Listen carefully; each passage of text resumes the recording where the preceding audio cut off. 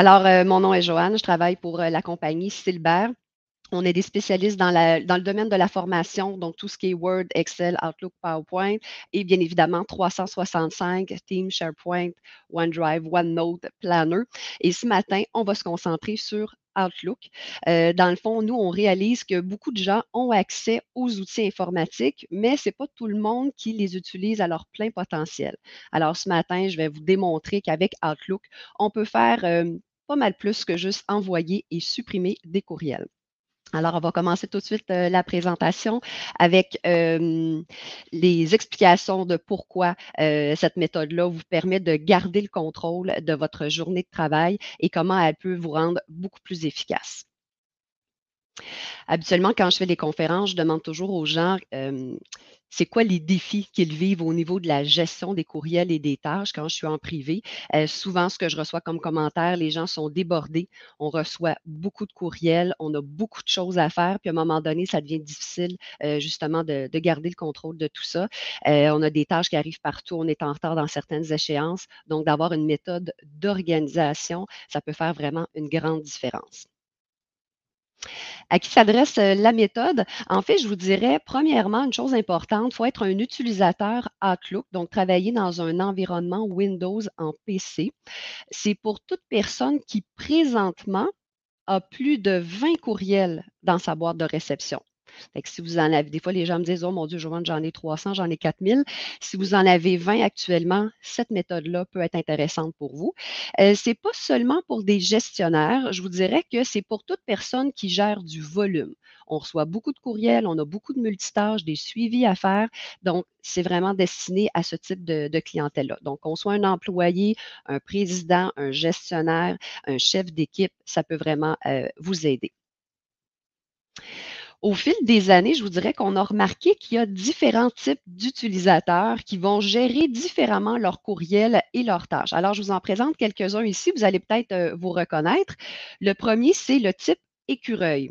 Ça, c'est la personne qui garde tout dans sa boîte de réception. La personne, elle supprime jamais de courriel d'un coup qu'elle en aurait besoin à un moment donné. Vous allez apprendre que supprimer, ça peut être correct aussi. Ensuite, on a le type papier. Donc ça, c'est les personnes, des fois, entre l'adjointe et le président, la personne, elle imprime ses courriels, elle met ça dans le bureau, le traite. Donc, on le voit un petit peu moins, mais il est encore présent. Ensuite, on a le type mobile. Celui-là, il est quand même assez répandu. C'est les personnes qui vont lire vite, vite les courriels sur leur téléphone intelligent, mais qui vont officiellement le relire une deuxième fois arrivé au bureau pour le traiter.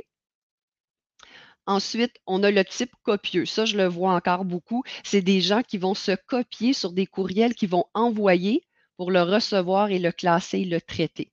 Donc, pas nécessaire d'utiliser cette méthode-là avec ce qu'on va vous proposer, mais c'est des choses qu'on voit encore.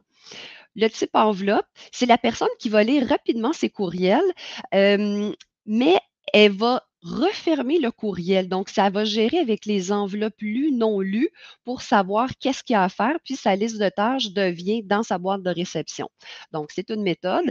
Et le dernier, c'était moi. Il y a quelques années, le type post-it, ça, c'est la personne qui appose des post-it partout sur son écran d'ordinateur tant qu'il reste de la place pour être sûr de rien oublier. Alors, je ne sais pas si vous vous reconnaissez dans un, on peut être un ou plusieurs types, mais bref, c'est ce que nous, on a constaté. Une question que je me fais souvent poser, c'est quoi l'acronyme M3Z et d'où est-ce que ça vient? Premièrement, M3Z, c'est simple, ça veut dire méthode 3 zones.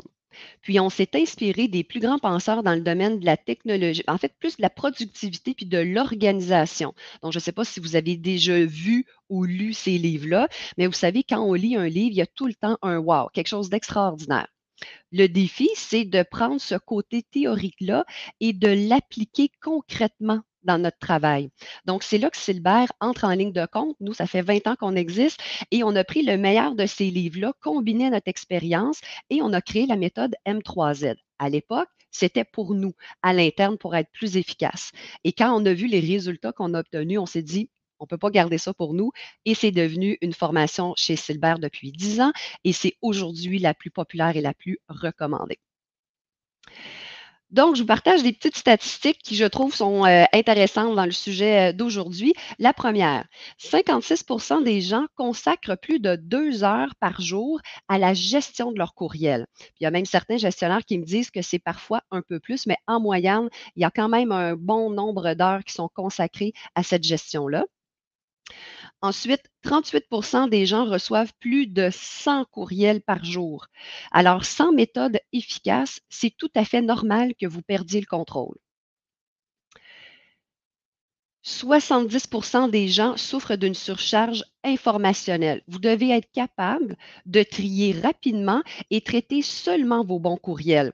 Avec le temps, je remarque qu'il y a beaucoup de gens qui se sont abonnés à différentes infolettres, euh, puis ils les lisent pratiquement plus. Ben, à un moment donné, ça vaut peut-être la peine de se désabonner de ces infolettes-là parce que si on en reçoit une dizaine, vingtaine par semaine, ben, c'est déjà 10, 20 courriels là, que vous pourriez éliminer facilement. Et finalement, la statistique est, à mon avis, la plus accablante. 65 des gens vérifient leur boîte de courriel à toutes les 5 minutes. Vous devez être capable de prendre un 30-40 minutes sans être dérangé pour travailler, avancer un projet. Sinon, on est souvent notifié. Et puis, s'il y a une urgence, je dis toujours, le téléphone existe encore. Donc, si on se base sur la statistique que les gens, en moyenne, consacrent plus de 2 heures par jour, est-ce que vous avez une idée de l'impact que ça représente dans une année?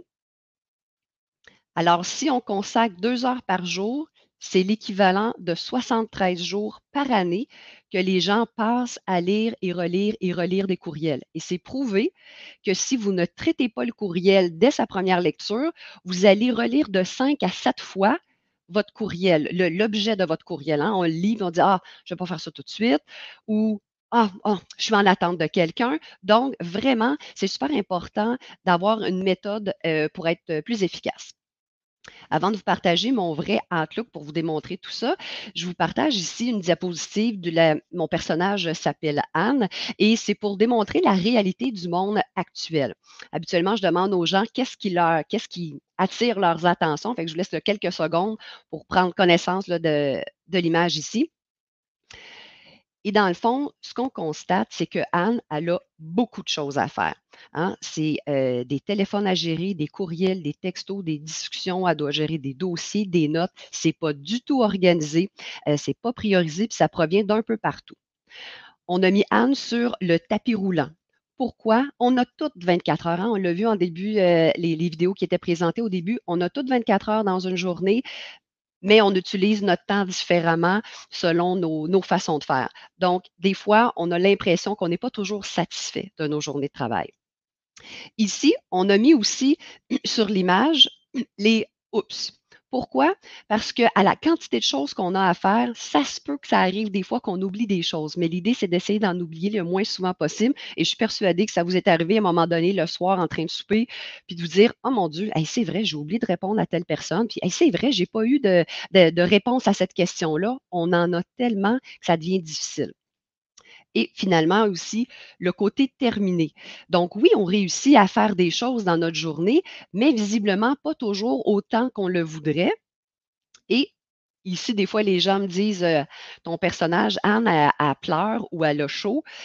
Dans un cas comme dans un autre, c'est pas bon. On veut vraiment être plus en contrôle et être plus efficace dans notre journée. Alors si on vous démontre qu'est-ce que vous allez obtenir comme résultat avec la méthode M3Z, bien, ce qui est différent, on a toujours le même 24 heures, mais tout ce qu'on va avoir à faire va être beaucoup plus organisé, structuré et on va avoir de l'ordre. Donc, quand je parlais tantôt de la méthode M3Z, elles sont là les ondes. Prioritaire aujourd'hui, si possible aujourd'hui et au-delà de la ligne d'horizon. Je vais vous montrer ça concrètement là, dans quelques instants.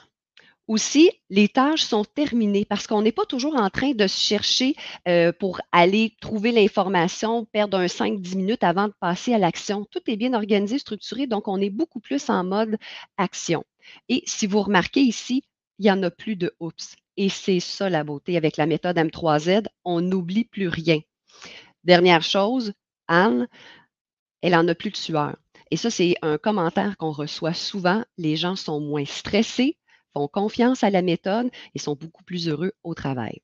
Alors maintenant, je vais vous partager mon vrai Outlook pour venir vous démontrer tout ça de façon concrète. La formation M3Z, elle se divise en deux volets. Donc, on a le volet courriel et le volet des tâches. Je vais commencer avec le volet courriel pour les buts de la démonstration. On va vous expliquer dans la formation, si c'est quelque chose qui vous intéresse, qu'il y a 4 actions possibles pour traiter l'ensemble de tous vos courriels. Il n'en existe pas 50, là, c'est super simple. Le premier, supprimer. Donc, ceux qui se sont reconnus dans les types écureuils tantôt, on va vous montrer que supprimer, c'est pas la fin du monde. Il y a des stratégies pour être capable de retrouver vos courriels, mais il faut vider la boîte de réception. C'est comme si quand on va à la poste, puis on laissait cumuler tout notre courrier. Non, la boîte aux lettres, elle est là pour accueillir le courrier, mais on la retire dès qu'on la reçoit. C'est la même chose. Vous devez traiter votre boîte de courriel de cette même façon-là.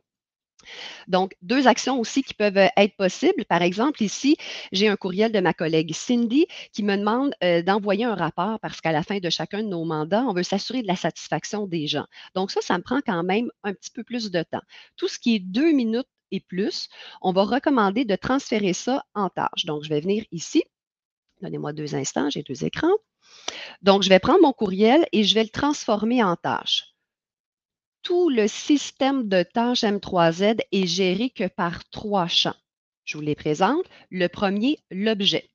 L'objet, on commence toujours avec un verbe d'action. Donc, moi, par exemple, ici, ça va être envoyer satisfaction client. Parce que quand je vais voir cette tâche-là dans mon système de tâches, je dois être capable rapidement de savoir ce que c'est. Je n'ai pas à ouvrir ma tâche pour savoir qu'est-ce que j'ai à faire. Donc, il faut nommer les choses pour que ce soit clair pour vous. Ensuite, je vais devoir identifier la date de début. Il y a certaines méthodes qui vont proposer des dates d'échéance. Nous, c'est tout le contraire. À quel moment je veux voir apparaître cette tâche-là? Pour les fins de l'exercice, on va dire aujourd'hui, le 7 décembre. Et la dernière question qu'on doit se poser, c'est la priorité. Elles sont là, les 3 zones. Priorité haute, normale, faible. Et la question à vous poser, c'est est-ce que je suis prêt à faire du temps supplémentaire ce soir pour m'assurer de m'acquitter de cette tâche-là? Si la réponse est oui, on met priorité haute. Si c'est non, ça peut être quelque chose que si j'ai pas le temps aujourd'hui, ça peut aller à demain. On peut mettre une priorité normale et la priorité faible, on voit ça là, en formation. Donc, j'ai mon objet, ma date de début et ma priorité. Je vais venir enregistrer. J'attire votre attention ici. Voyez-vous, envoyer satisfaction client. Ma tâche a été ajoutée. Je vais-tu traiter mes tâches? Non, je reviens dans mes courriels parce que quand je décide d'aller consulter mes courriels, je dois tous les traiter parce que je ne sais pas si c'est mon 4e courriel ou mon 22e courriel qui va être plus urgent ou important. Donc, quand on consacre du temps à notre boîte de réception, on la vide et après ça, on va travailler. Donc, je continue. Dominique Duchesne qui me pose des questions, qui veut justement avoir pas la conférence, mais la démonstration de la méthode M3N. Donc, ça, c'est quelque chose de rapide. Je vais y répondre tout de suite. Donc, donnez-moi 2 instants. Je vais tout simplement répondre. Je vais aller faire une petite réponse rapide pour envoyer la démo. Donc, ça, on va vous montrer comment faire des beaux petits messages hyper rapides. Puis, il me reste juste à personnaliser le nom du courriel et j'envoie. Donc, j'ai traité mon courriel. Est-ce que j'ai besoin de le conserver? Non. Donc, c'est ça, traiter rapidement ces courriels. Fait que là, on s'imagine que j'ai 20 courriels, on les traite un à la suite de l'autre pour avoir la boîte de réception vide. Dans la formation, ce qu'on va montrer aussi, si vous remarquez ici, au niveau de mon arborescence, ça, il y a des gens qui utilisent Outlook depuis des années et à l'époque, on n'avait pas le choix, on gérait avec des dossiers. Donc, au niveau du classement, il y a des gens qui perdent beaucoup de temps à classer leur courriel.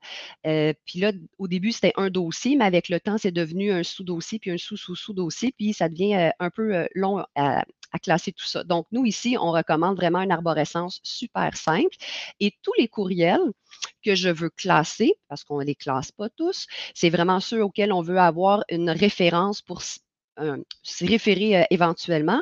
Donc, on va le classer à un seul niveau.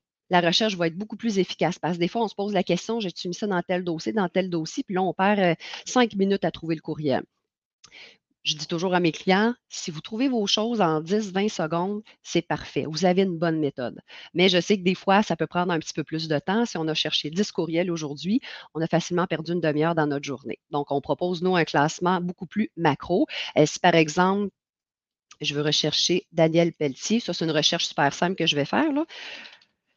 En formation, on va vous montrer des recherches beaucoup plus avancées, mais l'idée, c'est que parmi mes 2000 courriels que j'ai de classés, en même pas quelques secondes, j'ai retrouvé ce que je cherchais. Quand on cherche quelque chose, on sait ce qu'on cherche. Le nom d'une personne, un numéro de dossier, un numéro de facture, un numéro de téléphone. Donc, la recherche, là, c'est vraiment quelque chose en formation qui va vous permettre de sauver beaucoup de temps, puis qu'on va pouvoir vous enseigner. Donc, c'est ça M3Z au niveau de la portion courriel. On quitte le soir avec une boîte de réception vide et ça fait vraiment toute la différence.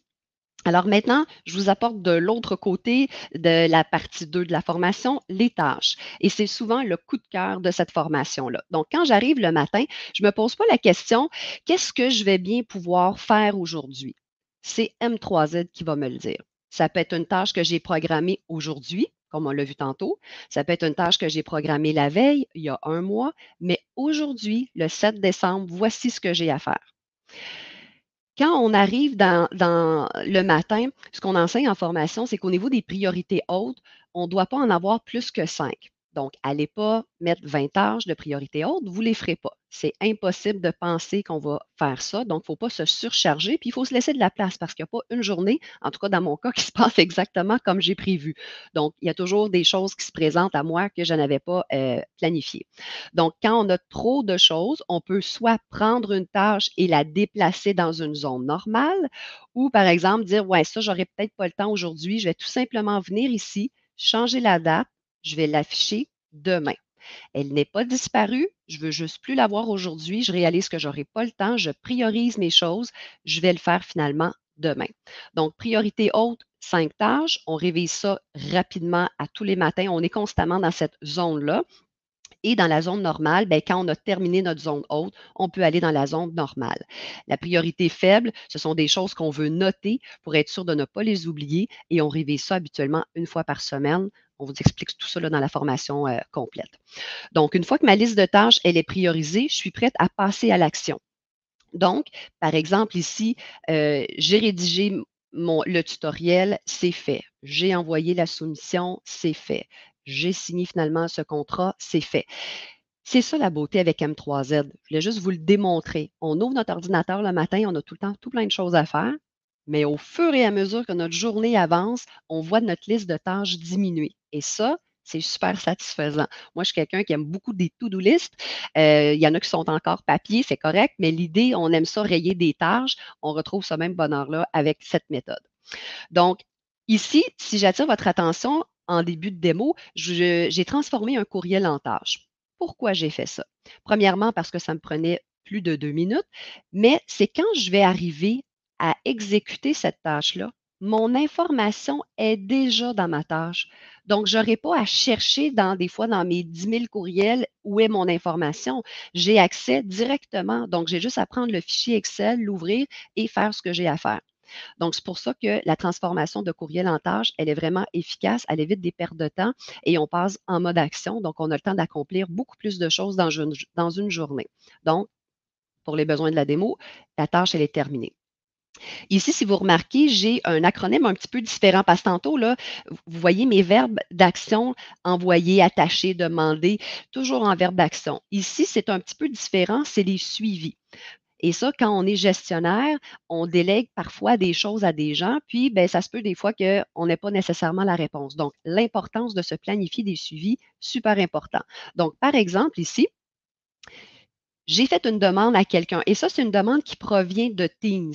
Donc, je peux aller directement, là, j'ai fermé mon Teams là, parce que je ne voulais pas être dérangée, mais l'idée, c'est que je peux me planifier directement dans Teams un lien parce que Teams, des fois, on peut être éparpillé puis on cherche notre information. Donc, je peux mettre un lien directement dans Teams, dans ma tâche, pour que quand je veux relancer et arriver directement dans la bonne conversation, dans la bonne publication, ça me permet de sauver là, vraiment beaucoup de temps. Donc, finalement, quand la personne m'a répondu, on peut le marquer comme terminé. Donc, on s'assure vraiment que toute notre priorité haute, la zone haute, elle est terminée avant de passer à la zone suivante. Ce que je veux terminer pour la démo, il y a des gens, des fois, qui vont voir cette conférence-là, puis vont dire: «Waouh, ouais, c'est super intéressant, je vais commencer à utiliser la méthode». Il faut la formation complète, OK? Parce qu'il y a des configurations, il y a de l'optimisation qu'on va faire. Parce que, par exemple, quand on commence à utiliser le volet des tâches dans Outlook, ça va être ça. Moi, si j'arrive le matin puis que je vois tout ça, j'ai aucune idée c'est quoi mes priorités de la journée. Je préfère de loin l'affichage prioriser de la méthode M3Z avec les 3 ondes. Parce que sinon, ça ici, là, je perdrais une demi-heure à tout relire. Donc, quand on commence à utiliser les tâches, c'est une seule liste qui va nous apparaître. Donc, ça devient un petit peu difficile. C'est pour ça que ça prend des configurations. C'est ce qu'on enseigne durant la formation. Mais l'idée, c'est de dire que des fois, je peux avoir programmé une tâche, je peux y revenir. Donc, toutes mes tâches sont ici. Et j'ai des tâches aussi projet. Parce qu'une tâche projet, ça veut dire j'ai plusieurs petites actions à faire. Je ne vais pas aller me programmer 20 tâches, je vais m'en programmer une et à l'intérieur, je vais venir décliner ce que j'ai à faire. Nous, chez Silbert, on utilise aussi Planner dans certains projets. Donc, par exemple, ici, on voit que moi, j'ai en cours 2 projets. Puis, j'en ai un où est-ce que j'ai justement mis un lien vers, donnez-moi 2 secondes, j'ai 2 écrans. Donc, dans Planner, ici, je viens nommer toutes les tâches, qui sont les personnes responsables de tous ces projets-là. Et à ce moment-là, quand j'ai une tâche d'équipe, où est-ce que je veux savoir comment ça avance, l'évolution et tout, bien, ça peut être super intéressant. Par contre, je ne laisse pas mes tâches dans Teams et dans Planner parce que sinon, je me retrouve avec plein de sources où est-ce que je dois aller voir toutes les tâches. Donc, nous, ce qu'on recommande, c'est oui, c'est correct d'avoir des tâches un peu partout, mais venez toutes centraliser ça dans une seule liste de tâches qui est M3Z. Donc, tantôt, j'avais un lien vers Teams. Cette fois-ci, j'ai un lien vers Planner, mais c'est M3Z qui me rappelle que telle date, Joanne, tu avais l'intention de travailler et d'avancer ce projet-là. La beauté aussi, c'est que parmi toutes les tâches que j'ai toutes celles que je suis en attente d'un suivi. On le voit, la nomenclature S2 points avec toutes les initiales des gens. Et je peux même, j'ai des boutons, donc si vous collaborez avec des gens de façon beaucoup plus précise, bien, vous pouvez dire, bien, des boutons spéciaux. Moi, mon bouton spécial, c'est Sylvain qui est mon patron. Donc, parmi toutes les tâches de suivi, je veux juste voir celle de Sylvain ou, par exemple, de ma collègue Mylène. Donc, quand quelqu'un vient dans mon bureau, quoi que ce soit, ben j'en profite pour aller cliquer le bouton parce que je délègue des fois des choses, mais j'en oublie une partie. Mais M3Z, avec M3Z, j'oublie jamais rien. Fait que je clique le petit bouton, puis ah, t'es rendu où dans tel dossier, comment ça avance, telle chose. Donc, ça permet vraiment, là, quand on est gestionnaire, là, cette façon d'afficher les tâches, là, ça fait vraiment toute la différence. Puis on s'assure que si on n'a pas eu de nouvelles dans 2 jours ou dans une semaine, de relancer la personne et non pas que ça tombe entre deux chaises. Donc, les oups, comme je le disais tantôt, ça n'existe pas avec la méthode M3N. Donc, c'est ça la méthode qu'on propose, un système où est-ce que toutes nos tâches sont centralisées, priorisées et où est-ce que notre boîte de courriel, on quitte le soir avec 0 pour s'assurer là, que tout est en contrôle. Alors voilà, c'est ce qui conclut la présentation que je voulais faire ce matin. Donc, je ne sais pas si vous avez, je pense qu'on est dans les temps. Je vais vous laisser, dans le fond, afficher à l'écran. Donnez-moi 2 petites secondes. Mes coordonnées, si jamais vous avez des questions, si jamais vous aimeriez entrer en contact avec moi, vous avez des choses avec lesquelles vous aimeriez, vous avez peut-être de l'intérêt à faire un cours pilote. D'ailleurs, c'est ce que je recommande à tous mes clients. On a beau dire qu'elle est belle, qu'elle est bonne, puis qu'elle est merveilleuse, la méthode, vous devez vivre les résultats, voir les bénéfices. Donc, on fait un petit groupe pilote pour aller tester ça dans votre organisation. Et à ce moment-là, ben, vous allez pouvoir gagner. On dit à peu près là, 1 heure de productivité par jour qui est sauvée là, avec cette méthode-là. Donc, je suis sur LinkedIn. Vous pouvez m'envoyer un courriel ou rentrer en contact avec moi. Ça va me faire plaisir là, de pouvoir répondre à vos questions.